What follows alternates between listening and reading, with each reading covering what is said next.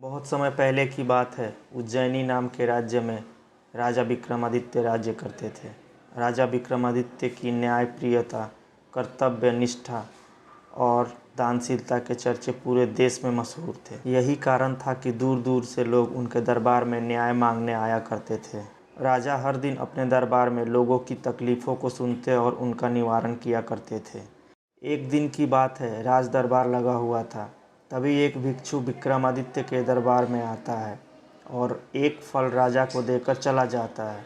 राजा उस फल को कोषाध्यक्ष को दे देता है। उस दिन के बाद से हर रोज़ वह भिक्षु राजा के दरबार में आने लगा। उसका रोज़ का यही काम था कि वह राजा को फल देता और चुपचाप चला जाता। राजा भी प्रत्येक दिन भिक्षु द्वारा दिया गया फल को कोषाध्यक्ष को थमा देते। ऐसे करते करते करीब 10 साल बीत गए।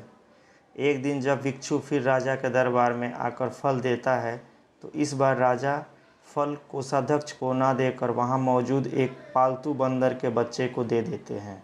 ये बंदर किसी सुरक्षा कर्मी का था जो छूटकर राजा के पास अचानक चला आता है। बंदर जब उस फल को खाता है तो उस फल के बीच से एक बहुमूल्य रत्न निकलता है। उस रत्न की चमक को देख राज दरबार में मौजूद सभी लोग हैरत में रह जाते हैं।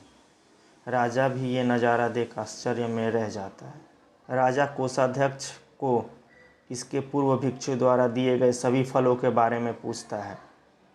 राजा के पूछने पर कोषाध्यक्ष बताता है कि महाराज, मैंने उन सभी फलों को राजकोष में सुरक्षित रखवा दिया है। मैं उन सभी फलों को अभी लेकर आता हूँ। कुछ देर बाद कोषाध्यक्ष राजा को आकर बताता है कि सभी फल गल गए हैं, उनके स्थान पर बहुमूल्य रत्न बचे हुए हैं।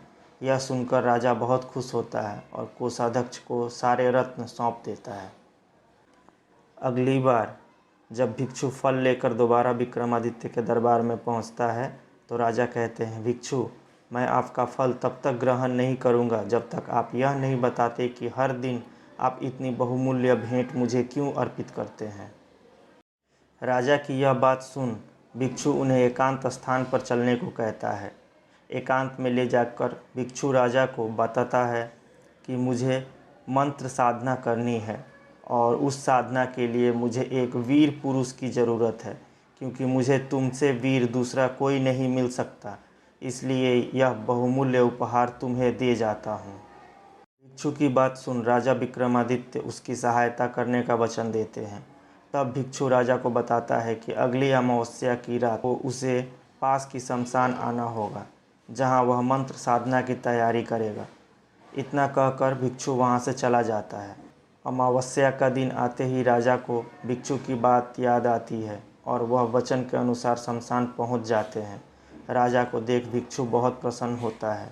भिक्षु कहता है, हे राजन, तुम यहाँ आए, मैं बहुत खुश हुआ कि तुम्हें तुम्हारा वचन याद रहा। अब यहाँ से पूर्व की ओर दिशा में जाओ। वहाँ एक महाशमशान मिलेगा। उस शमशान में शीशम का एक विशाल वृक्ष है। उस वृक्ष पर एक मुर्दा लटका हुआ है। उस मुर्दे को तुम्हें मेरे पास लेकर आना है। भिक्षु की यह बात सुन राजा सीधे उस मुर्दे को लाने चल देता है। महाशमशान में पहुँचने के बाद राजा को एक विशाल शीशम के वृक्ष पर एक मुर्दा लटका हुआ दिखाई देता है। राजा अपनी तलवार खींचता है और वृक्ष से बंधी रस्सी को काट देता है। रस्सी काटते ही मुर्दा ज़मीन पर आ गिरता है और ज़ोर ज़ोर से चीखने लगता है। दर्द भरी चीख सुन राजा को लगता है शायद ये मुर्दा नहीं बल्कि कोई जिंदा इंसान है। कुछ देर बाद जब मुर्दा तेज़ी से हंसने लगता है और फिर वृक्ष पर जाकर लटक जाता है तो विक्रम समझ जाता है कि इस मुर्दे पर बैताल चढ़ा हुआ है। काफ़ी कोशिश के बाद विक्रम बैताल को वृक्ष से उतार कर अपने कंधे पर टांग लेते हैं।